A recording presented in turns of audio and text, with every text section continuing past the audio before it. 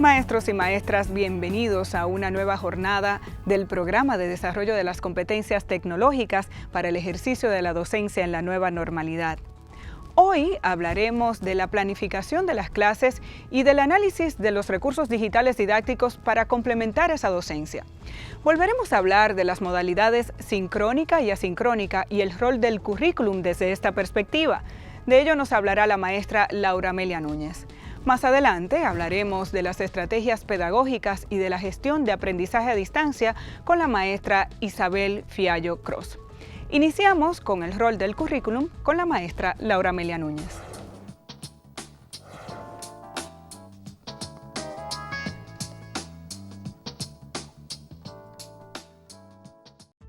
Bienvenido o bienvenida a este nuevo encuentro de su formación virtual frente a estas clases virtuales, ya sean sincrónicas o asincrónicas. En este momento hay un tema que nos preocupa, pero que realmente debería ocuparnos, y es el tema del currículo.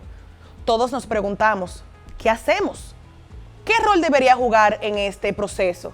¿Y qué nos toca a nosotros de cara a las clases en modalidad virtual, teniendo un currículo de por medio?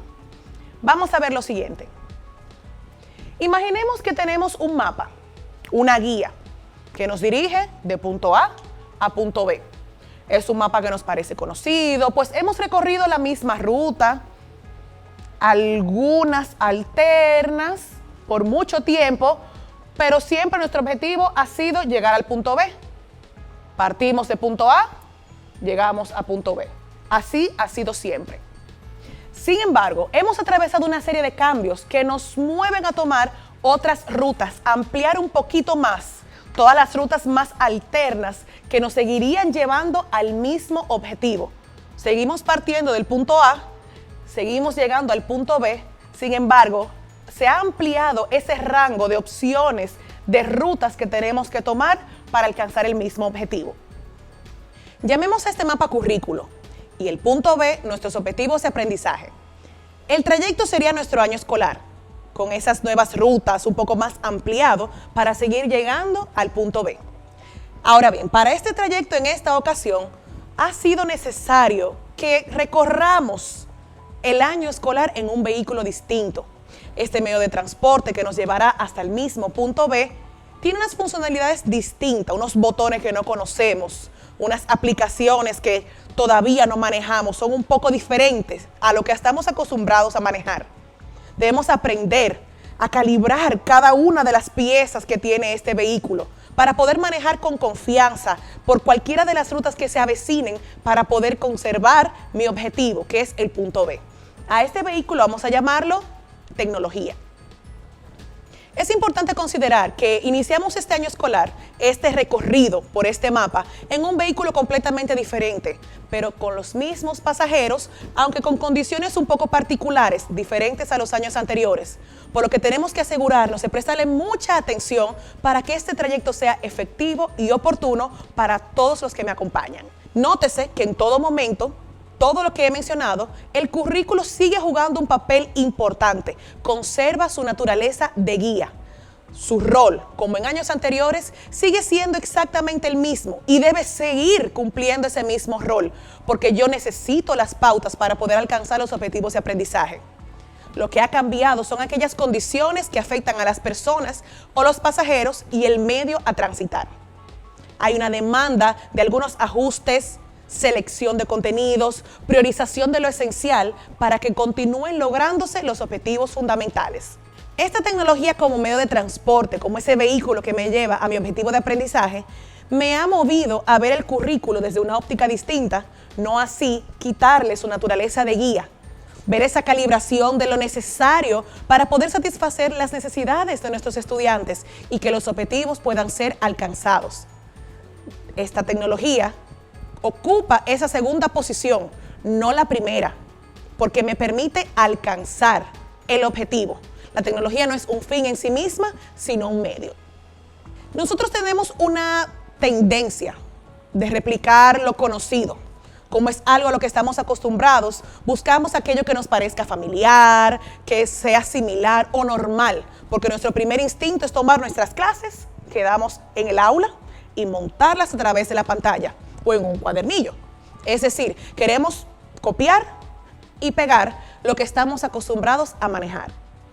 A lo mejor puede que logremos la réplica de algunas actividades de nuestra práctica docente. Sin embargo, la mayoría de nuestras clases nunca van a encajar en la pantalla si no pasan por ese proceso de transformación. Hay unas adecuaciones que tengo que hacer bien intencional para poder lograrlas y así mi clase pueda ser efectiva y oportuna y me permita de una mejor manera alcanzar los objetivos de aprendizaje.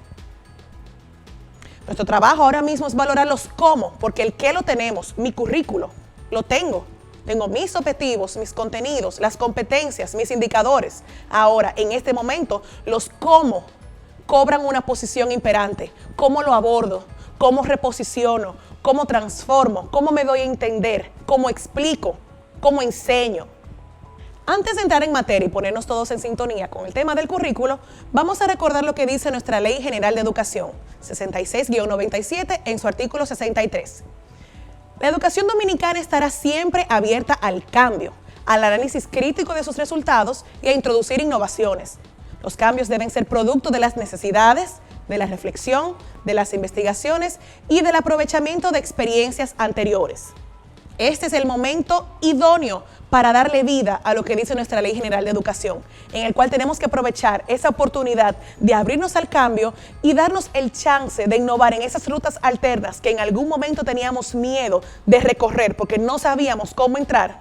Por este vehículo en el que nos acabamos de montar, nos recuerda que tenemos que ser coherentes con nuestro proceso de enseñanza-aprendizaje, que tenemos esta realidad que la veíamos muy lejana, pero que la tenemos frente a frente. Y para ser coherentes en este proceso de enseñanza-aprendizaje, tenemos que hacerlo, pues nuestra labor como maestros es poder modelar a nuestros estudiantes esa reacción o actitud frente al cambio, frente a la innovación, frente a los nuevos retos y a la resolución de problemas.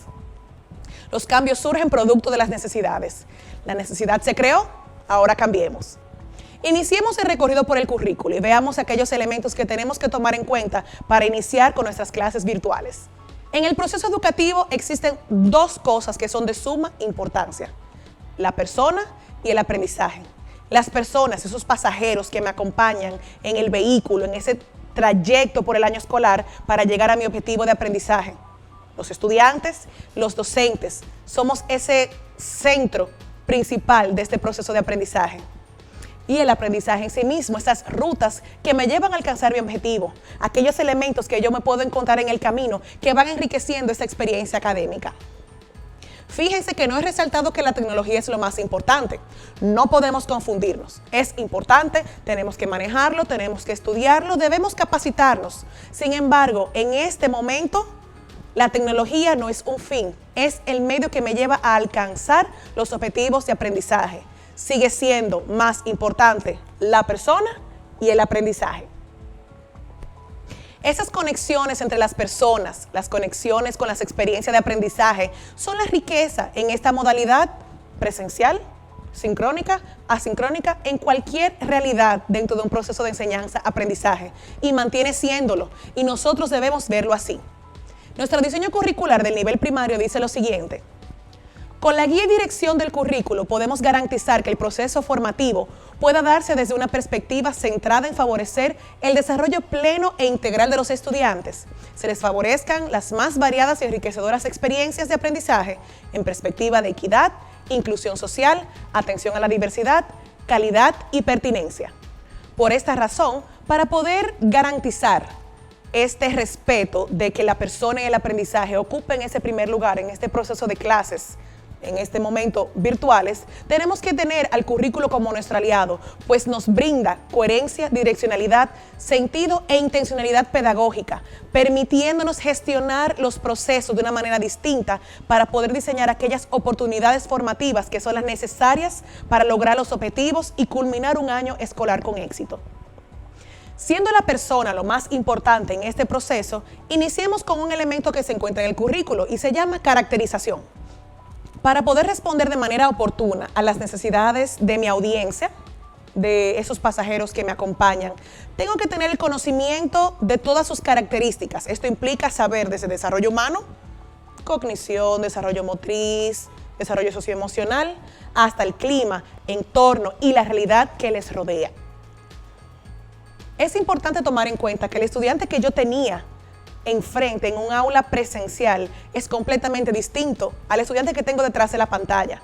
Cuando lo tengo en el salón de clases, hay una serie de elementos que yo pudiera controlar. Sin embargo, en esta modalidad virtual, hay una serie de elementos que se agregan y que no necesariamente están a mi alcance poder calibrar para lograr con éxito estos objetivos. Pensemos en un niño de 5 o 7 años o hasta un adolescente. 30 minutos de clase, 40 minutos de clase en un salón, en un aula física. Yo puedo tener control de los distractores, puedo utilizar palabra acción, vamos, párate, vamos, siéntate, ven, acompáñame, préstame atención, reduzco los ruidos, quito elementos, agrego elementos, me tienen ahí presente. Sin embargo, detrás de la pantalla, a través de un cuadernillo, hay cosas que se me escapan. No tengo control de sus emociones por situaciones que pasan en la casa, no tengo control del ruido, de los distractores, de la familia que le cruza por detrás, de que perdieron el internet, de que perdieron las ganas de estar ahí, de que no tienen algún material para yo poder facilitárselo. Palabra acción no funciona, no puedo atravesar la pantalla, no puedo tocarlos. Por ende, es muy importante tomar en cuenta todo aquello que influye detrás de la pantalla, detrás del teléfono o en la casa de quien me lee, porque tengo que responder a cada uno de mis estudiantes, pues sus grados de atención se van reduciendo. Los 30 minutos, 40, 50 minutos en la clase presencial que yo tenía completamente ganados, juegan en mi contra si no tengo conocimiento y control de lo que sucede del otro lado.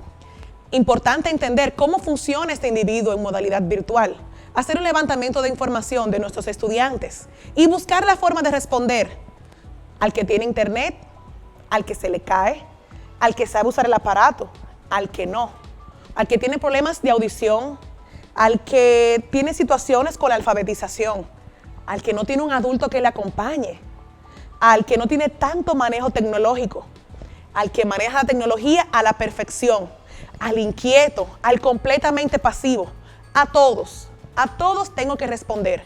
Por esto, este elemento número 1, tengo que prestarle mucha atención, porque tantos estudiantes, tantas realidades, y tengo que responder a las características de mis estudiantes. Por ende, todo aquello que compone lo que los rodea y afecta a su persona debe ser alimento principal para mi planificación. Ahora te invito a pensar cómo tú pudieras atender las necesidades y características de tus estudiantes, la realidad de cada uno de ellos bajo esta modalidad virtual. Piensa un minutito, piensa en cada uno de ellos, qué estaría pasando en casa. Lo importante son ellos y lo importante es el aprendizaje. ¿Cómo puedes lograrlo? ¿Cómo puedes alimentar tu planificación tomando en cuenta este elemento? Continuemos nuestro recorrido en el currículo. Vamos a encontrarnos en la ruta con los principios, que son las bases o fundamentos, aquello que sustenta eso que creemos. En este caso, lo que creemos o concebimos como educación. Tienen una particularidad de que no se enseñan, se viven. Son elementos transversales que atraviesan o deben atravesar nuestro accionar pedagógico y no puedo olvidar incluirlos en mi planificación.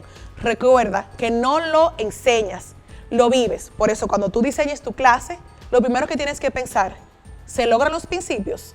Vamos a ver. Uno de ellos es el aprendizaje significativo. La propuesta curricular dice lo siguiente.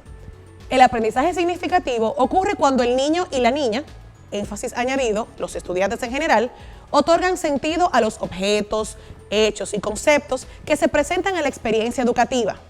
Es decir, conocen el mundo porque les dan un significado a las cosas, interpretándolas desde lo que saben de ellas y en interacción con ellas según se presentan.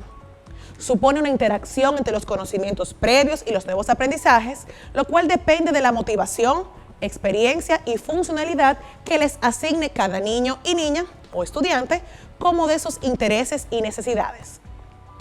Para poder garantizar ese aprendizaje significativo, que no hay edad para limitar esa propiciación de ese momento de significado en las clases, yo tengo que promover un aprendizaje activo que involucre al estudiante, facilitar ejemplos concretos, utilizar elementos del entorno, actividades que le hagan sentido, diseño de actividades relevantes y lúdicas que los involucren, que promuevan un aprendizaje activo, no un aprendizaje pasivo, que se trate de ellos, no de que aprendan un contenido, sino que construyan un aprendizaje.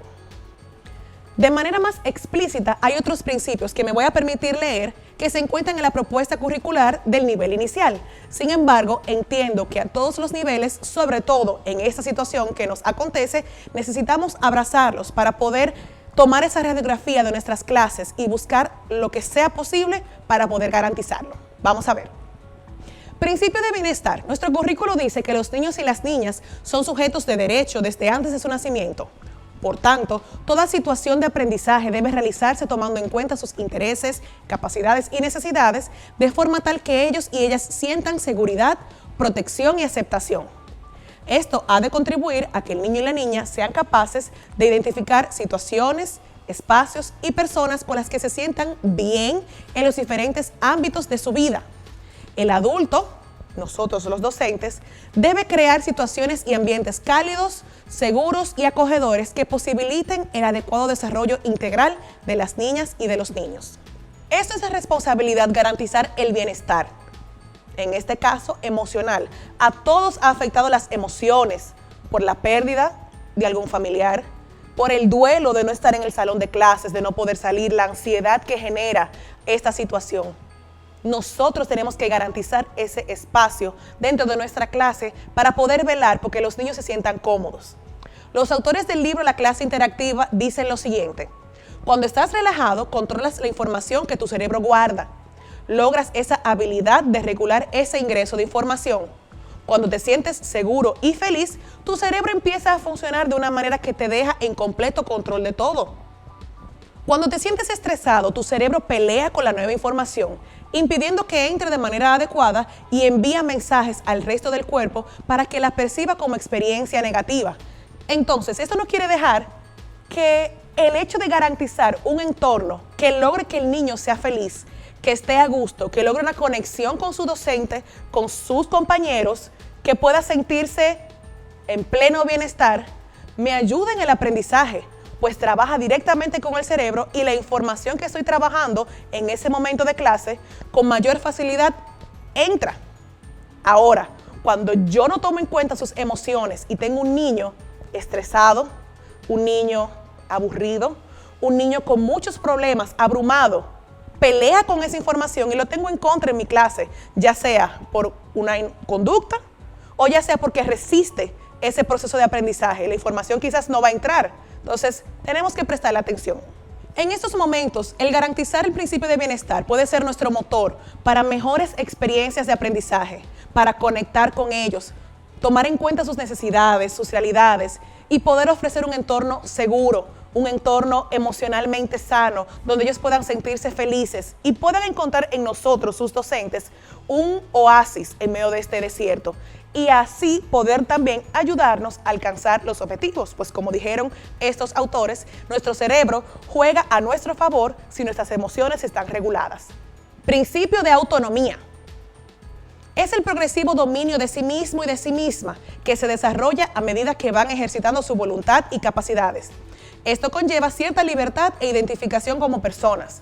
Al mismo tiempo que van adquiriendo ese dominio, debe irse generando conciencia de consecuencias y asumir responsabilidades consigo mismo y consigo misma y con las demás personas. A todo el mundo, cuando éramos pequeños, cuando íbamos creciendo, nos dijeron, pero tú estás grande, tú lo puedes hacer solo. Sin embargo, muchas veces, antes de ese comentario, nunca nos enseñaron a ser autónomos ni autogestionarnos. Esa es nuestra labor ahora. Ya no estamos allí para tenderle la mano, no le podemos sacar punta, no puedo sentarme ahora y hacer el trabajo por ellos. Tenemos la enorme oportunidad, gracias a Dios, de poder dejar en cancha de ellos ciertas responsabilidades y nosotros modelar e ir poco a poco demandando ciertas actividades que permitan desarrollar la autonomía y la autogestión. Le tengo que dar la oportunidad de actuar, le doy una retroalimentación oportuna, diseño esos espacios para que ellos puedan ser autónomos, dándole algo de información, lo que necesiten para poder ejecutar, dejarlos que ejecuten y yo estoy aquí para recibir ese trabajo que ellos están realizando. Por último, pero no menos importante, el principio de realidad. Dice nuestro currículo que las experiencias deben partir de la cotidianidad del niño y la niña evitando la artificialidad y la formalidad externa para no perder la naturalidad y riqueza que tienen las actividades cotidianas de su entorno, las cuales deben ser utilizadas por él y la docente para favorecer los aprendizajes. Una vez más estamos tocando el tema del entorno, lo que rodea al estudiante, lo que le hace sentido. Pues entonces vamos a utilizarlo porque juega a nuestro favor. Usemos ejemplos concretos. Aprendizaje con sentido y relevancia. Por ejemplo, no es lo mismo, soy maestra de ciencias naturales. Hoy vamos a hablar del método científico y le explico cada uno de los pasos. Hablaremos del método científico y vamos a evaluar la estabilidad del internet de nuestras casas. Y vamos paso a paso del método científico. Les hablo de la hipótesis, de la observación y todos los siguientes pasos que vienen los van ejecutando con algo que les hace sentido. Si no aterrizo, si no utilizo ejemplos concretos, no puedo lograr un aprendizaje que ellos entiendan que es relevante. Y como están tan lejos de nosotros, es más difícil poder atraerlos, sobre todo si no les hace sentido. Te regalo unos minutos. Piensa en tu clase, en blanco y negro. Comienza a buscar elementos de la realidad, de la cotidianidad, y busca formas de cómo garantizar el significado, la autonomía y la realidad en lo que escribes, en lo que dices, en lo que escuchas, en lo que planificas para ellos. ¿Cómo tú puedes permitir que desde tu clase esto se encuentre? Porque es lo que les hace sentido. Piensa en estas preguntas. ¿Por qué sería importante garantizar la presencia de estos principios en mis clases? ¿En qué me beneficia? De manera concreta, ¿cómo podría lograrlo? ¿Qué adecuaciones o transformaciones son necesarias para hacerlo? ¿Qué debo agregar? ¿Qué debo quitar? Examina tu clase. ¿Se encuentran los principios? No tienen que estar todos en una sesión de clase. No tienen que estar todos en una semana. Incluso me faltaron por mencionar. Pero vamos a pensar en concreto, vamos a hacer objetivos. ¿Cómo podemos durante el recorrido en esta ruta garantizar que los principios estén presentes? Primer consejo, sé intencional. Basta con tener la intención de lograrlo y lo vamos a alcanzar. Lo demás va a ir encajando. Siguiendo con nuestro recorrido, no podemos olvidar que estamos trabajando con un currículo orientado a competencias. Como estamos trabajando con competencias, sonará un poquito redundante. Un estudiante competente es alguien capaz de, hábil para, con destrezas en. Vamos a ver qué dice el currículo.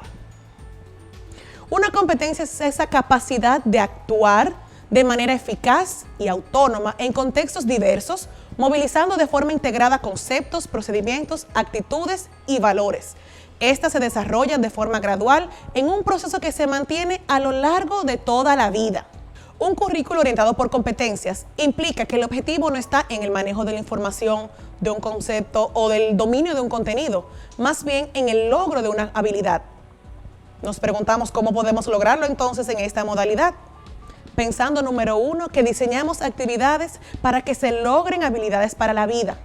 Tener claro la competencia que quiero desarrollar, cuál es ese indicador de logro, pensar en qué herramientas van a complementar mi clase y me van a apoyar a alcanzarlo y cuáles serían las evidencias de aprendizaje. Además, tenemos que ser conscientes de la realidad que vivimos hoy en día. ¿Qué tenemos? ¿Qué no tenemos? ¿Con qué contamos? ¿Con qué cuenta el estudiante? Pues nosotros tenemos que velar por el logro de esas competencias y tener claros que tiene que haber una acción por parte del estudiante. Tengo que escoger sabiamente las competencias primordiales para poder incluirlas en mi trabajo y que esta modalidad me permita desarrollarla. Piensa en una competencia que trabajas en alguna de tus clases y comienza a enlazarla con cada uno de los elementos que vamos a ver. Al principio va a costar, el cambio ha sido muy disruptivo, pero poco a poco lo vamos a ir logrando. Es importante que conservemos estos elementos para poder alcanzar los objetivos de aprendizaje. Recuerden que la guía sigue siendo la misma. El vehículo fue el que cambió. En primer lugar, de estos elementos están los contenidos, que son esos mediadores de aprendizaje, y nuestro currículo sugiere una selección, organización y priorización de lo fundamental. tenemos que velar por escoger esos contenidos que me permiten abrir otros para poder mediar el proceso de aprendizaje. En segundo lugar, tenemos las estrategias de enseñanza-aprendizaje, aquellas que permiten transformar, construir y reelaborar los conocimientos para darle sentido a este proceso académico. Aquellas metodologías de aprendizaje que promuevan el aprendizaje significativo, autónomo, colaborativo y que son adaptables a cualquier modalidad, sea físico o sea virtual, sea sincrónico o asincrónico. Sus bondades no se limitan al tiempo, al espacio o al grado. Ejemplos de estas estrategias: aprendizaje basado en proyectos, aprendizaje basado en problemas, métodos de casos, clase invertida, gamificación. Todas estas estrategias permiten ese aprendizaje significativo, autónomo, colaborativo y que deben ser mis amigas en este proceso de clases virtuales, pues son, número 1, las que enriquecen, número 2, las que le dan sentido y número 3, las que permiten involucrar a los estudiantes e interactuar con el proceso de aprendizaje. En tercer lugar, se seleccionan los recursos. Depende de qué tan claros nosotros estemos en lo que queremos lograr, lo que queremos que el estudiante haga, lo que queremos nosotros hacer, los entornos con los que yo cuento, sincrónico o asincrónico. Con todas estas preguntas respondidas, entonces puedo recurrir a qué herramientas complementan mi planificación, cuáles estrategias funcionan con qué herramientas, cuáles son compatibles, cuáles no, en qué momento sería pertinente, en qué momento no. Pero lo primero que tengo que tener claro es hacia dónde voy, con qué cuento y con qué cuenta el estudiante. Finalmente, las evidencias de aprendizaje. Tener claro hacia dónde van los estudiantes, qué van a lograr. Ese debe ser mi objetivo. Ese es mi punto de partida para planificar. Yo planifico de adelante hacia atrás. Comienzo con el fin y voy dando pasos hacia atrás para poder diseñar mi planificación. Por medio de mi diseño de clase, necesito medir las evidencias, pero tengo que programar diferentes actividades que permitan que el estudiante accione, actúe, evidencie algo. Si no hay una acción, difícilmente pueda recoger una evidencia, pero tengo que diseñar esas experiencias para que el estudiante pueda reflejarme lo que aprendió o lo que no aprendió. ¿Ven cómo cada uno de esos elementos se relaciona y guardan relación entre sí? Piensa en tu clase. Vamos a ver. ¿Cómo puedes ir encajando cada una de esas piezas para que vayan guardando sentido? ¿Cómo partes de la realidad de tus estudiantes? Los principios, ¿qué papel jugarían? Selecciona las competencias fundamentales, los contenidos, las estrategias, los recursos, la evaluación. ¿Cómo puedes ir enganchándolo y que quepa en esta modalidad? Recordemos que el rol del currículo, de manera presencial, virtual, sincrónica, asincrónica, remota, sigue siendo el de guía. Tengo que conocer mi mapa de punta a punta, pues ese conocimiento es el que me va a permitir saber qué calle tomo, qué atajo, cuando viene una curva cerrada, cuando vienen los reductores de velocidad, cuando hay una calle de una sola vía, y así pensar con tiempo cómo reacciono y cómo respondo a la necesidad de mis estudiantes. El vehículo en el que me acabo de montar, nuevo, incierto, no lo sé manejar, vamos a aprender a manejarlo, porque es el que me va a permitir la estabilidad en ese recorrido. Y voy a poder doblar en las curvas con seguridad, reducir la velocidad cuando lleguen los reductores, poder doblar donde tengo que doblar y seguir derecho en esa ruta, porque recordemos que seguimos yendo hacia el punto B. Ahora, ¿qué nos toca a nosotros? Tomar el currículo en nuestras manos, tomar ese mapa, esa guía, conocerlo de principio a fin. Vamos a seleccionar, prioricemos aprendizajes fundamentales, competencias esenciales, aquellas competencias que permiten el logro de otras competencias, que abre la puerta a otros contenidos, que va a permitir que cuando desarrolle esta, otros van a ir cayendo por su propio peso. Priorizar aquellas que permiten construir otros aprendizajes, fortalecer habilidades emocionales y responder al contexto inmediato. Todo esto mediante la integración de los contenidos que promuevan un aprendizaje integral y multidisciplinar y asegurar que el proceso de aprendizaje sea lúdico y relevante. Los quiero dejar con esta frase de Julio Cabero que dice: las tecnologías, independientemente de lo potentes que sean, son solamente instrumentos curriculares y, por tanto, su sentido, vida y efecto pedagógico vendrá de las relaciones que sepamos establecer con el resto de los componentes del currículum, independientemente del nivel y acción formativa a la que nos refiramos. Y es que su verdadero potencial surge cuando los concretamos como mediadores de aprendizaje. Julio Cabero lo dice bastante bien. Recordemos que cuando conocemos el currículo, cuando utilizamos ese instrumento curricular, la tecnología me permite darle vida, pero parto de mi guía, parto de mi mapa, parto de esa instrucción que es la que me da la luz para llegar de punto A a punto B. Tarea. Tenemos una asignación para el siguiente encuentro. Tomen notas. Deben identificar la asignatura que quieren trabajar en modalidad virtual, elegir un tema, una unidad, un eje temático. De ese tema, redactar cuál sería la competencia, los indicadores de logro, los contenidos. Identificar algunos recursos educativos que usted conozca hasta ahora y que se pudieran utilizar para complementar. Y tener en mente una o dos actividades que quisiera virtualizar, llamémosle así.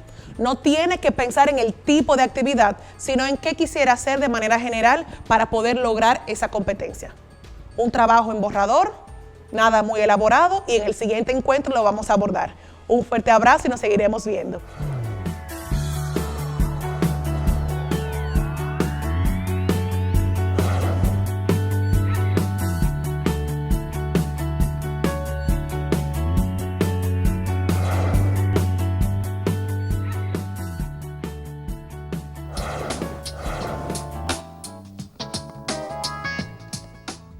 Hola de nuevo, ¿cómo están? ¿Hicieron su tarea? Espero que sí, porque los elementos que solicité en el encuentro anterior los vamos a estar utilizando en el transcurso de este encuentro completo. Espero que podamos iniciar con mucha energía este módulo de planeación para el logro de competencias y conocimientos fundamentales. Iniciemos. Primero que todo, vamos a situarnos en nuestro punto de partida. Vamos a cambiar el paisaje de la educación. Veamos este video. Quería preguntar primero si hay alguien en esta sala que no haya visto la nieve. ¿Todos hemos visto la nieve? Perfecto. Hace exactamente 20 años, 2 meses y 13 días que di mi primera clase. Y me acuerdo perfectamente. Yo estaba sentada en mi mesa de becaria en el Departamento de Arte y Educación de la Universidad Complutense de Madrid, donde aún trabajo, y mi jefe se me acercó y con un dedo puntiagudo me señaló y me dijo: María, mañana tienes que dar tu primera clase. Yo me quedé totalmente horrorizada, me fui corriendo a la biblioteca a recabar la mayor cantidad de información posible y al día siguiente di mi primera clase. Recuerdo que hablé sin parar durante 2 horas, proyecté unas transparencias horrorosas llenas de texto y, por supuesto, que aborté cualquier posibilidad de participación. ¿Cuál fue, por lo tanto, el resultado de esa clase? Pues el resultado fue que nadie aprendió. Yo hacía como que enseñaba, mis estudiantes hacían como que aprendían y entre todos lo que hacíamos era poner en funcionamiento una farsa donde el aprendizaje no sucedía. Aquel día nadie aprendió, ni tampoco aprendieron nada los estudiantes que tuve durante los 10 años restantes, hasta que en el año 2011, paseando por una de mis librerías favoritas en Madrid, encontré un libro que me llamó muchísimo la atención. El libro se llamaba El proyecto Facebook y la posuniversidad y era del filósofo argentino Alejandro Piscitelli. Recuerdo perfectamente coger el libro, abrirlo y como una frase emergió hacia mí, una frase que cambió totalmente mi forma de entender la educación y de entender la vida. Y esta frase decía que las energías no han de ponerse solo en lo que transmitimos, sino en la arquitectura de su transmisión. Esa frase hizo que yo me diera cuenta que estaba poniendo toda mi energía en el qué en vez de estar poniéndola en el cómo. Esa frase hizo que me diese cuenta que yo les estaba pidiendo a mis estudiantes que fuesen horizontales mediante una estructura absolutamente vertical. Y esa frase hizo que me diese cuenta que el verdadero problema que tenemos los profesores y profesoras del siglo XXI no es la brecha de los contenidos, que para eso ya tenemos a Google, ni la brecha tecnológica, sino que el verdadero problema que tenemos es la brecha metodológica. Es decir, cómo vamos a diseñar las experiencias para que el aprendizaje verdaderamente suceda. Entonces decidí poner en funcionamiento una revolución en mi docencia, pero no quería hacer una revolución muy sangrienta y llena de cadáveres, sino más bien algo tranquilo y pausado, y por lo tanto me puse muy contenta cuando encontré el término microrevolución y decidí poner en funcionamiento 5 microrevoluciones. La microrevolución número 1 tiene que ver con el inconsciente. Tiene que ver con la idea que yo llevaba firmemente anclada en mi cabeza aquel primer día de clase, según la cual yo pensaba que lo que yo decía era exactamente lo que mis estudiantes aprendían. Pero resulta que me fui un día con unas amigas al cine y vimos una película y después nos fuimos a un café. Y cuando estábamos en el café empezamos a hablar de la película y nos dimos cuenta de que todas habíamos visto una película diferente. Esto me llevó a enunciar la primera microrevolución, que dice que lo que los profesores enseñamos no es lo que los estudiantes aprenden. Tenemos que aceptar al inconsciente como el tercer participante del acto pedagógico. Y los profesores y profesoras del siglo XXI tenemos que aceptar también la idea de que nuestros estudiantes, y tal como está ocurriendo aquí, aprenden todos de manera completamente diferente e individual unos de otros. Estoy segura de que la mayoría de los que estamos aquí nos definimos como demócratas, ¿verdad? Y es que esta idea de la democracia entronca con la segunda microrevolución, que tiene que ver con el poder. Tiene que ver con otra idea que yo llevaba firmemente anclada en mi cabeza aquel primer día de clase, según la cual yo era la única depositaria del poder y no lo podía compartir de manera alguna con mis estudiantes. Hasta que me acordé de don Genaro. Don Genaro era un profesor maravilloso que yo tenía cuando era pequeña. Era un profesor simpático, era un profesor empático, era un profesor que te atendía cuando tenías un problema, pero todo eso ocurría cuando don Genaro estaba en el patio, porque cuando don Genaro entraba en el aula y cerraba la puerta, se convertía en un auténtico ogro. Esta imagen de don Genaro me llevó a enunciar la microrevolución número 2, que dice que los profesores no solo debemos de parecer democráticos, sino que tenemos que serlo. Los profesores y profesoras del siglo XXI no podemos parecer demócratas en el patio y ser profundamente antidemocráticos en el aula. Tenemos que empezar a trabajar por comunidades de aprendizaje y tenemos que darnos cuenta que el conocimiento en un aula se genera en 3 direcciones. Hay una dirección que es la tradicional, profesor-estudiante, pero también hay una dirección que tenemos que aceptar, que es estudiante-profesor, y por supuesto que tenemos que aceptar la dirección estudiante-estudiante. Ahora que ya estamos casi al final del evento y que lleváis mucho tiempo sentados en esas butacas, seguro que os duele un poco el cuerpo, ¿verdad? Pues este dolor tiene que ver con la microrevolución número 3, cuyo tema central es el cuerpo. Todos los que estamos aquí, en algún momento de nuestras vidas hemos sentido en clase esa sensación de que nuestro cuerpo no es, más que un apéndice de nuestra cabeza, y eso es exactamente lo que me ocurrió también ese primer día de clase, en el que pensé que mis estudiantes solamente pondrían en funcionamiento su cerebro. Pero al mismo tiempo me acordé de algo que me ha pasado muchas veces en mi vida como estudiante y que estoy segura de que a vosotros también os ha pasado esto, y es esa sensación horrorosa cuando tienes muchísimas ganas de ir al baño y al mismo tiempo tienes muchísima vergüenza de levantar la mano para pedir permiso y salir de clase, ¿no? Esto es lo que yo llamo el momento vejiga. Bueno, pues el momento vejiga me hizo enunciar la microrevolución número 3, que dice que no pensamos con la cabeza, pensamos con el cuerpo. Los profesores y profesoras del siglo XXI no podemos tener el cuerpo por un lado y la cabeza por otro, tenemos que unirnos, y esto nos va a llevar a repensar los mobiliarios y los espacios, a repensar los tiempos y a aceptar los afectos y las emociones como elementos consustanciales del proceso de enseñanza-aprendizaje. Ahora os quería enseñar esto que tengo aquí. Me imagino que todos sabéis lo que es, me imagino que todos os habréis mareado alguna vez en un avión y os han dado esta bolsita, por si queréis vomitar. Y es que esta bolsa me recuerda mucho a un ritual que yo he puesto en funcionamiento muchas veces en mi vida como estudiante y que también he puesto en funcionamiento o he mandado poner en funcionamiento en mi vida como profesora, y es el ritual de la educación bulímica. ¿Hay alguien en esta sala que no haya deglutido información el día antes de un examen, la haya vomitado en el examen y se haya olvidado absolutamente de la información cuando haya terminado el examen? Todos lo conocéis bien, ¿no? Pues este ritual de la educación bulímica tiene que ver con la cuarta microrevolución, que tiene que ver con la experiencia, pero no con cualquier experiencia, tiene que ver con la experiencia de aburrimiento, de profundo aburrimiento que yo he sentido muchas veces en mis aulas cuando era pequeña. Y al mismo tiempo, esta experiencia de aburrimiento, que yo aquel primer día de clase pensaba que era la que tenía que ocurrir. Hasta que me vino a la cabeza también un recuerdo de infancia, un recuerdo en el que yo fui con mi padre al fútbol. Recuerdo perfectamente que lo que estaba ocurriendo en el campo me daba absolutamente igual. Y estaba fascinada por la experiencia de euforia que estaba teniendo a mi alrededor, donde la gente saltaba, gritaba, se insultaba y parecía que lo estaban pasando realmente muy bien. Pues esta experiencia de euforia me hizo enunciar la cuarta microrevolución, que dice que no quiero malgastar mi tiempo en estudiar porque lo que quiero es aprender. ¿Y cómo es aprender? Cuando realmente aprendemos es sexy, ¿no? Es una cosa que está relacionada con el placer, está relacionada con la motivación, con la efervescencia, con la sorpresa. Y esto es lo que tenemos que hacer los profesores y profesoras del siglo XXI.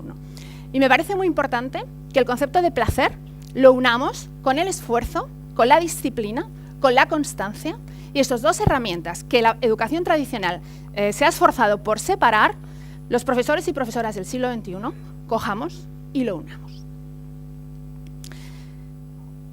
Estamos ya casi llegando al final de la charla. Yo os quería pedir un favor, y es que saquéis un papel y un lápiz, porque os voy a hacer un examen.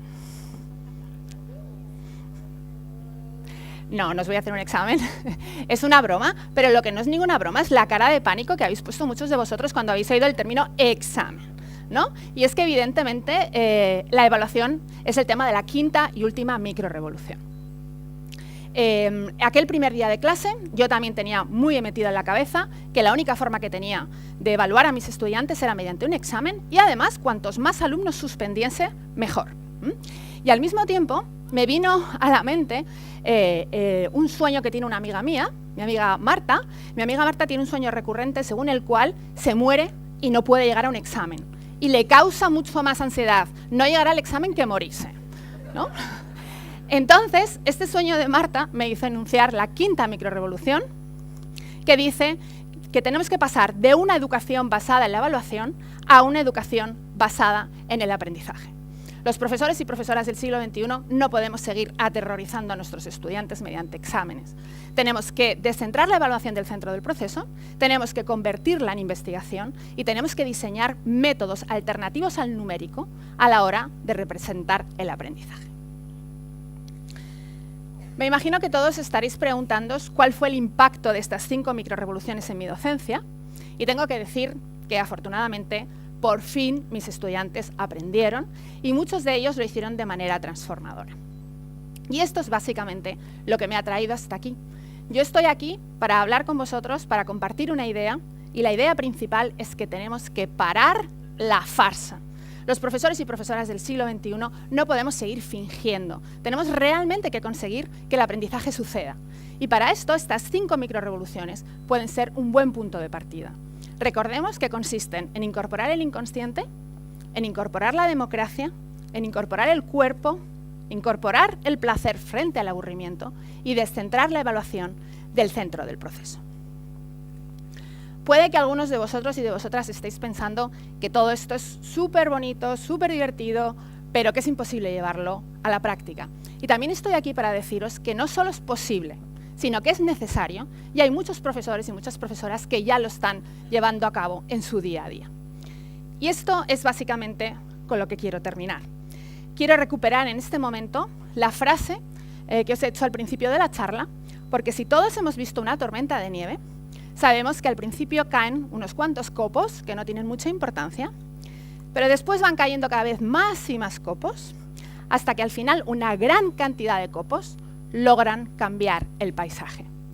Y quiero compartir para terminar con vosotros una frase que me digo a mí misma todas las mañanas cuando me levanto, y es que si cada uno de nosotros llevamos a cabo una microrevolución al día, entre todos cambiaremos el paisaje de la educación.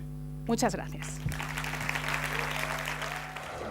Como decía María, nuestro punto de partida es entender cuál es nuestro rol dentro del proceso de enseñanza-aprendizaje. Y en este justo momento de una educación virtual que es un poquito extraña para nosotros, tenemos que recordar cuál es ese rol tan importante. Y como ella decía, somos los encargados de diseñar la arquitectura de nuestras clases y cambiar cada día el paisaje de la educación. Estamos en el momento idóneo para poder hacer ajustes, tomar decisiones y poder diseñar o rediseñar experiencias distintas y transformadoras para nuestros estudiantes. Lo que vivimos hoy en día nos ha movido a ejecutar algunos cambios en nuestras clases. Y es lo justo, porque como maestros nuestra labor es poder enseñar en una educación real y relevante. Es importante que no olvidemos que el estudiante al cual nos enfrentamos el día de hoy es completamente distinto al que hace muchos años teníamos en el salón de clases, incluso muy distinto al que estuvo con nosotros el año escolar pasado. Nuestra audiencia es muy particular. Tienen mayores conocimientos tecnológicos, facilidad de acceso a la información, un rango de atención muy selectivo, no así reducido, porque pueden estar con sus aparatos, escuchan, entienden y comprenden todo lo que les decimos, pero toman la decisión de qué escuchan, qué comprenden y qué retienen. Son más curiosos, son más interactivos. ¿Qué más? Piensa en tus estudiantes. ¿Qué otras características tiene el estudiante del día de hoy que tienes frente al salón de clases? O en este caso, ese que tienes frente a la pantalla. Ahora, la pregunta es, viendo ese estudiante del día de hoy, con todas las características que acabamos de mencionar, vamos a preguntarnos, ¿tenemos nosotros como docentes las características para enseñar a esos estudiantes? ¿Contamos con lo necesario para poder enseñar al curioso, al interactivo, al de muchas habilidades tecnológicas, al que tiene mucho acceso a la información? Nos enfrentamos a un currículo orientado a competencias. Tenemos que lograr desarrollar las competencias docentes que se esperan para nosotros en este siglo XXI y poder cumplir con esa función de arquitectos de esos puentes que pueden llevar a nuestros estudiantes a aprender a aprender. Vamos a recordar, ya que entramos en el tema de las competencias, lo que dice nuestra propuesta curricular. Una competencia es la capacidad para actuar de manera eficaz y autónoma en contextos diversos, movilizando de manera integrada conceptos, procedimientos, actitudes y valores. Nos permiten desempeñar adecuadamente una función, actividad o tarea. Por tal razón, al momento de planificar, nuestra tarea es poder diseñar situaciones de aprendizaje que permitan integrar esas competencias de diversas áreas académicas, eliminando la fragmentación de los contenidos. Para entender un poquito este tema de la planificación, ¿qué tal si nos vamos de viaje? Piensa en algún destino, el que tú quieras, dentro del país, fuera del país, cruzando los océanos, en este continente, donde tú quieras. Piensa en ese destino, te doy 10 segundos. Vamos a ver.